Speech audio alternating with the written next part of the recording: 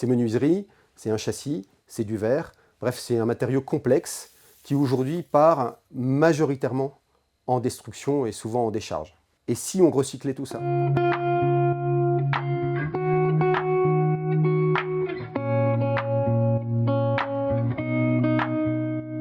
Donc le groupe Cheval est une société familiale. On est un peu plus de 1000 salariés aujourd'hui. On exerce nos métiers sur l'ensemble de la région Auvergne-Rhône-Alpes. Nous sommes aménageurs engagés. Ça signifie que l'on maîtrise l'ensemble des métiers qui nous permettent de prendre en charge l'aménagement d'espaces extérieurs autour des bâtiments, de la déconstruction du bâtiment jusqu'à l'ensemble des travaux qui font que l'on transforme un site quand on nous le confie. Notre singularité étant également de maîtriser nos approvisionnements. Donc on est producteur de matériaux pour approvisionner nos travaux d'aménagement et on est recycleur.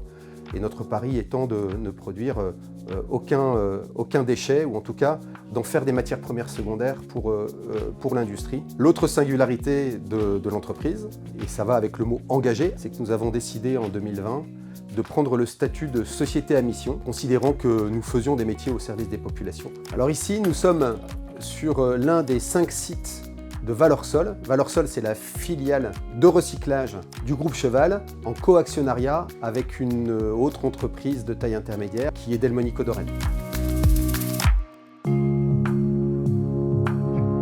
On peut classer nos engagements en 2 typologies. La première typologie, c'est de réduire au maximum nos impacts sur l'environnement pour certaines familles de métiers, notamment réduire notre empreinte carbone, réduire l'artificialisation des sites que l'on nous confie. Et l'autre axe fort d'engagement environnemental, c'est de développer nos métiers à impact positif sur l'environnement. Développer nos métiers à impact positif, c'est développer le recyclage et la production de matières premières secondaires, développer la transition énergétique, mais aussi la production d'énergie renouvelable, le biogaz, le photovoltaïque, et puis développer les métiers du paysage qui apportent des vraies solutions au sujet du sol et de la vie du sol.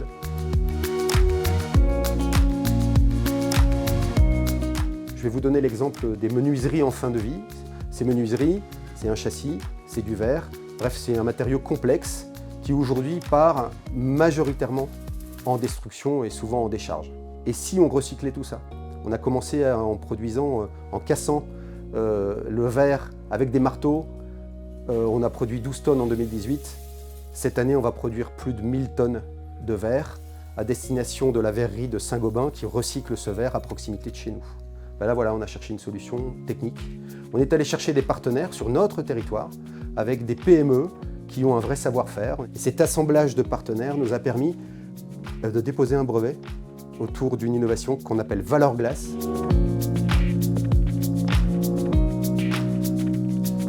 Alors, quand on parle d'innovation en tant qu'entreprise, parfois on se sent un peu seul pour aller jusqu'au bout de notre idée.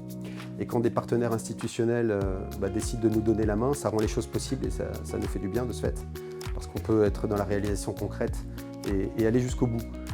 Je vais citer l'accompagnement de l'agence Auvergne-Rhône-Alpes Entreprises, qui a été très présente à nos côtés pour aller chercher des soutiens financiers auprès de la région, avec le PAC relocalisation, et auprès de l'ADEME, qui nous a fortement soutenus à hauteur de plus de 2,5 millions sur un investissement total de 14 millions cette année pour nous, sur nos unités de recyclage et sur nos innovations. Les projets que l'on mène au niveau de l'entreprise, et notamment les projets innovants, ont un impact fort sur notre statut d'employeur, avec une vraie fierté de nos collaborateurs et puis une capacité à attirer de nouveaux talents. Après, si on parle de nos projets industriels autour du recyclage, clairement, quand on mécanise, on va chercher de la productivité, donc forcément, ça nous rend capable de traiter beaucoup de volume et donc d'avoir un impact positif sur la quantité recyclée. Et puis, je terminerai sur la partie conditions de travail. On positionne nos collaborateurs sur l'ensemble de la chaîne à des tâches qui sont à valeur ajoutée et non pas à faire le travail qui peut être fait par la machine. Pour se concentrer sur le sujet du recyclage, on prépare une deuxième version. On projette l'année prochaine d'ouvrir 2 unités industrielles qui nous permettent d'aller jusqu'au bout du recyclage des menuiseries pour aller traiter les châssis qui sont soit en PVC, soit en bois, après avoir enlevé le verre. Donc ça, ce sont 2 projets très concrets que l'on démarre en 2025.